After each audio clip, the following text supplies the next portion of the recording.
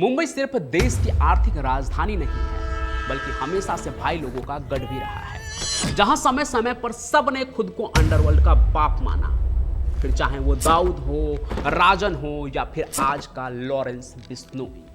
लेकिन अंडरवर्ल्ड में डैडी सिर्फ एक ही आदमी बना, नाम अरुण गवली।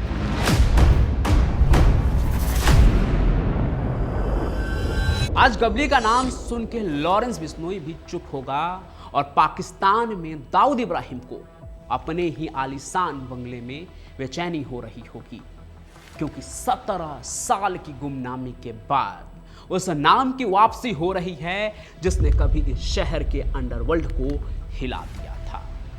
जी हां, अरुण गवली, जिसने दाऊद इब्राहिम के साम्राज्य को चुनौती दी और उसे दुबई में छिपने पर मजबूर कर दिया। वो नाम जिसने छोटा राजन और रवि पुजारी जैसे प्यादों को अपनी उंगलियों पर नचाया, और अब 17 साल की कैद के बाद उनकी वापसी हो गई है मुंबई में, मुंबई के अंडरवर्ल्ड में, जहां अब अंडरवर्ल्ड जैसा कुछ रहा नहीं। आज एक बार फिर से दगड़ी चौल में जश्न का शोर है। जब वो लौटे तो गुलाबों की बारिश हो रही थी, नारे गूंज रहे थे और समर्थकों का सैलाब था। सबकी नजर डैडी पर टिकी थी, जो भले ही शरीर से बूढ़ा हो गया है, लेकिन उनके लोग मानते हैं कि आज भी उसके नाम से दाऊद खौफ खाता है। तो चलिए आज मुंबई के अंडरवर्ल्ड के इस बड़े डॉन की बात करते हैं, जिसका दाऊद के खिलाफ एक खूनी इतिहास रहा है। यह कहानी है 1970 के दशक की मुंबई की। वो समय जब पूरे शहर की धड़कन मिलों की आवाज से चलती थी। परेल और चिंच पोकली की मिलों का सायरन जब बजता था तो लाखों लोगों का दिन शुरू और खत्म होता था। इन्हीं मिलों के धुएं और शोर के बीच एक पतला दुबला लेकिन बड़े सपने देखने वाला लड़का था, अरुण गुलाब अहीर, जिसका जन्म 1955 में हुआ था महाराष्ट्र के अहमदनगर के एक छोटे से गांव कोपर में, जहां उसके परिवार के लिए खेती से गुजारा करना बहुत मुश्किल था। इसलिए वो गांव से निकलकर मुंबई नगरी में पहुंच गए, जहां उनके पिता मिल में काम करते थे, साथ ही दूध भी बेचा करते थे।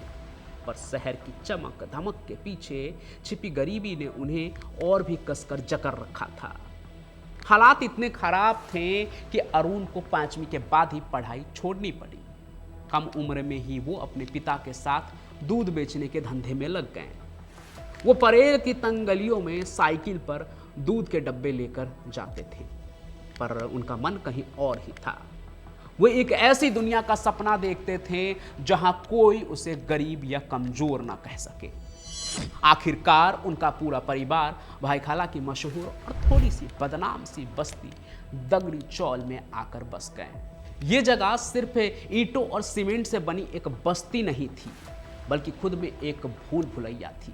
यहाँ की गलियां इतनी तंग और अंधेरी थी कि मानो सूरज की रोशनी भी शर्माती हो। घर एक दूसरे से सटे हुए थे और हवा में बस नमी और निराशा की गंध थी। लेकिन अरुण ने इसी जगह में अपनी पहचान बनाई। उन्होंने मिलों में काम किया, पर साथ ही उसने शहर के उन कोनों को भी समझा जहां से असली ताकत का उदय होता था। वो गलियों में लगने वाले जुए के अड्डों और छोटे मोटे झगड़ों को देखते थे और उन्हें समझ आता था कि यह शहर कानून की भाषा से ज्यादा ताकत और दबदबे की भाषा समझती है। अब यह समझना बहुत जरूरी है कि गवली का बड़ा आदमी बनना कोई इत्तेफाक नहीं था। यह तो मुंबई के बदलते सामाजिक और आर्थिक माहौल का नतीजा था। 1970 के दशक में मुंबई की पूरी अर्थव्यवस्था कपड़ा मिलों पर टिकी हुई थी, जो हजारों मराठी मजदूरों के लिए नौकरी का सहारा थी। फिर 70 और 80 के दशक के अंत में बड़ी बड़ी हड़तालें हुई और आखिरकार सारी मिलें बंद हो गई। 1982 की ऐतिहासिक महान बंबई टेक्सटाइल हड़ताल ने तो मिलों का खेल ही खत्म कर दिया। जब मिलें बंद हुई तो हजारों युवा मराठी लड़के बेरोजगार हो गए। ये बेरोजगारी और निराशा एक पूरे समुदाय के लिए गहरे गुस्से में बदल गई। अरुण, जो खुद इसी माहौल से आया था, उसने इस खालीपन को पहचान लिया था। उसने इन बेरोजगार युवाओं के ग्रुप में अपनी एक जगह बनाई और उन्हें हफ्ता वसूली, जुए और जबरन वसूली जैसे अपराधों के जरिए जल्दी पैसा कमाने का रास्ता दिखाया। उनका गिरोह सिर्फ अपराधियों का झुंड नहीं था, बल्कि उन लोगों की आवाज बन गया था जिन्हें समाज और अर्थव्यवस्था ने पीछे छोड़ दिया था। 1980 की दशक के शुरुआत में अरुण गबली ने अपने दो साथियों रमा नाइक और बाबू रेशीम के साथ मिलकर एक नया ग्रुप बनाया। पहले इसे वाइकुला कंपनी कहते थे, लेकिन जल्द ही ये BRA गैंग के नाम से मशहूर हो गया। यानी B for Babu, R for Rama और A फॉर अरुण। ये था इन लोगों का गैंग और दगरी चौल उनका मुख्यालय बन गया, जहाँ से सब कुछ वो मैनेज करते थे। ये एक ऐसा किला था जिसे भेदना पुलिस के लिए लगभग नामुमकिन था। दगरी चौल की तंग गलियां और वहाँ के लोगों का अटूट साथ उसने सबको अपना बना लिया। वहाँ के लोग उसे एक बेटे की तरह मानते थे, क्योंकि वो उनके सुख दुख में हमेशा खड़ा रहता था। हालांकि शुरू में ये गिरोह दाऊद इब्राहिम के लिए काम करता था, ये भी जान लीजिए। दाऊद जो उस समय मुंबई के अंडरवर्ल्ड में एक नया स्टार था, उसे भी BRA गैंग की ताकत की ज़रूरत थी, पर यह दोस्ती ज़्यादा दिन तक नहीं चली। 80 के दशक के बीच मुंबई अंडरवर्ल्ड के बड़े बड़े डॉन जैसे कि करीम लाला और वरदराजन मुदलियार अपने अपने साम्राज्य को छोड़ रहे थे, जिससे एक बड़ा पावर वैक्यूम बन गया था। दाऊद ने इस मौके का फायदा उठाकर दुबई से अपना नेटवर्क फैलाना शुरू कर दिया, पर उसका ध्यान मुंबई के लोकल इलाकों से हटता जा रहा था। यह अरुण गबली के लिए सबसे बड़ा मौका था। जहां दाऊद अपनी पहुंच दुनिया भर में बढ़ा रहा था, वहीं अरुण गबली ने जानबूझकर अपनी पहचान को स्थानीय बनाए रखा। वो लोकल लोगों से कनेक्ट रहे। उसने खुद को मराठी युवाओं का नेता बनाया। उसने दाऊद को विदेशी और गैर मराठी कहकर अलग कर दिया वहाँ के लोकल लोगों से। गबली की तरफ से ये एक मास्टर स्ट्रोक था मुंबई में अपनी पैठ जमाने के लिए। मुंबई की मराठी जनता को लगा कि ये उनका अपना है, आमची मुल्क। उसे गबली में अपना एक रॉबिन हुड दिखा। वो सिर्फ एक अपराधी नहीं था, वो एक ऐसा आदमी था जो अपने लोगों के लिए लड़ता था। इस वजह से मुंबई के दिल में बस गया और उसे डायरी का खिताब भी मिला, जो सबकी ख्याल रखता था। दगड़ी चौल सिर्फ उसका घर नहीं थी, ये उसके गिरोह के लिए एक ऐसा अभेद किला बन गया था जिसे कोई तोड़ नहीं सकता था। गबली का यही ताकत उसे धीरे धीरे दाऊद का दुश्मन बना देता है, और देखते ही देखते उनके बीच दुश्मनी बढ़ती चली गई। कुछ चीज़ें उनके गैंग के लोगों के वजह से भी शुरू हुई, जो गबली का खौफ दाऊद के आगे ऐसे दिखाते थे कि दाऊद को लगता था कि भाई ये लोग तो अब बहुत ही ज़्यादा उछल रहे हैं। आगे चलकर ये पूरा मामला एक बड़ा गैंग वॉर बनने वाला था। तो हुआ ये कि आगे 1988 में BRA गैंग के रमा नायक की एक पुलिस मुठभेड़ में मौत हो गई। ये वो दिन था जब सब कुछ बदल गया। गबली को शक था कि दाऊद ने ही पुलिस को खबर दी थी। बस यहीं से उनकी दोस्ती खत्म हुई। मुंबई के इतिहास की सबसे खूनी गैंग वार शुरू हो गई। ये सिर्फ दो अपराधियों की लड़ाई नहीं थी, बल्कि ये तो पहचान, क्षेत्रीय गौरव और बदले का युद्ध था। दाऊद की डी कंपनी जो दुबई से चलती थी, अब एक विदेशी ताकत लग रही थी। वहीं गबली ने खुद को स्थानीय डॉन के रूप में खड़ा किया, जो मराठी युवाओं के लिए काम कर रहा था। फिर 1990 में दाऊद के शूटरों ने गबली के बड़े भाई किशोर पप्पा गबली की हत्या कर दी। इस घटना ने गबली को अंदर तक हिला दिया। अब की लड़ाई सिर्फ धंधे की नहीं, बल्कि पर्सनल हो गई थी। गबली ने ठान लिया कि वो दाऊद को वहीं मारेगा जहां सबसे ज्यादा चोट लगे। यानी कि इसका कोई अपना खोया है, तो अब दाऊद का भी कोई अपना ही खोएगा जो उसका सबसे ज्यादा प्यारा हो। फिर 26 जुलाई 1992 को गबली के शूटरों ने दाऊद के बहनोई इब्राहिम पार्कर को गोलियों से भून डाला। यह दाऊद की सबसे प्यारी बहन हसीना पार्कर का पति था। यह अंडरवर्ल्ड का एक ऐसा बड़ा नियम तोड़ना था, क्योंकि परिवार वालों को नहीं मारा करते थे। लेकिन इसकी शुरुआत दाऊद ने की थी, गबली के बड़े भाई को मारकर। पार्कर का तो अपराध से कोई लेना देना भी नहीं था, कहते हैं। वो बस अपना होटल चलाता था, लेकिन वो दाऊद का जीजा भी था। गबली का इरादा दाऊद को गहरा दुख पहुंचाना था। इस कदम ने साबित कर दिया कि गबली ही वो अकेला आदमी था जो दाऊद के सामने खड़ा हो सकता है, उससे एकदम कांटे की टक्कर दे सकता है। ईंट का जवाब ईंट से दे सकता है। अगर दाऊद के खिलाफ किसी में जाने का गुदा है तो वो अरुण गबली के पास है। दाऊद इस घटना से इतना भड़क गया कि उसने 12 सितंबर 1992 को जवाबी कार्रवाई में कुख्यात जे अस्पताल शूटआउट को अंजाम दिया। भाई ये मुंबई के इतिहास का सबसे भयानक और खूनी दिन था। दाऊद के शूटर्स, जिसमें सुभाष सिंह ठाकुर, ब्रिजेश सिंह और शैलेश हल्दंकर थे, ये लोग अस्पताल के वार्ड में घुसकर गबली के साथियों और यहाँ तक कि पुलिस वालों पर भी अंधाधुंध गोलियां बरसा देते हैं। ये सार्वजनिक जगह पर हुई हिंसा की पहली घटना थी अंडरवर्ल्ड में, जहाँ पब्लिक के बीच गोली चला दी गई थी बिना कुछ सोचे समझे, जिसने मुंबई के लोगों को डर से भर दिया था। इस गैंगवार ने साबित कर दिया कि ये लड़ाई पैसों के लिए नहीं बल्कि धोखे, बदले और पहचान के लिए थी, वर्चस्व के लिए थी। 1995 में जब शिवसेना बीजेपी की सरकार सत्ते में आई तो गबली की लाइफ में एक और बड़ा ट्विस्ट आया।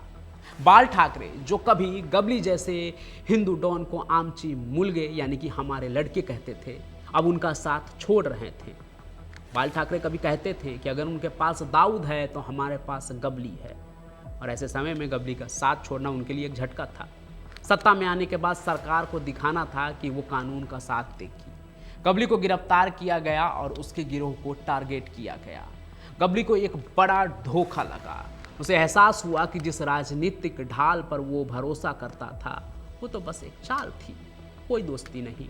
आमची मुलगे का सिद्धांत सिर्फ एक झांसा था राजनीति में आने के लिए। गबली ने समझ लिया कि पुलिस से बचने का सबसे अच्छा तरीका है खुद राजनेता बन जाना। इसी सोच के साथ उन्होंने 1997 में अपनी खुद की पार्टी अखिल भारतीय सेना बनाई।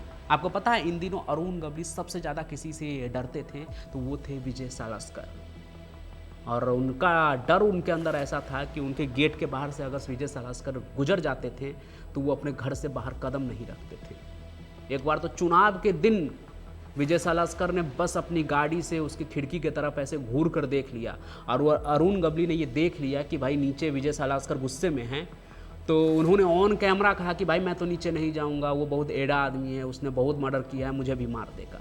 बाबा ये एड़ा आदमी है, कभी भी गोली से मार देगा। तो इस तरह का खौफ था उनके अंदर पुलिस के लिए, और इस वजह से वो राजनीति में आना चाहते थे ताकि पुलिस से उनका जो डर है वो खत्म हो जाए। और वो पार्टी बनाते हैं अपनी। ये सिर्फ एक पार्टी नहीं थी बल्कि उनके धंधे को बचाने का एक तरीका भी था। पुलिस की लगातार कार्रवाई ने उनके लिए खतरा बढ़ा दिया था।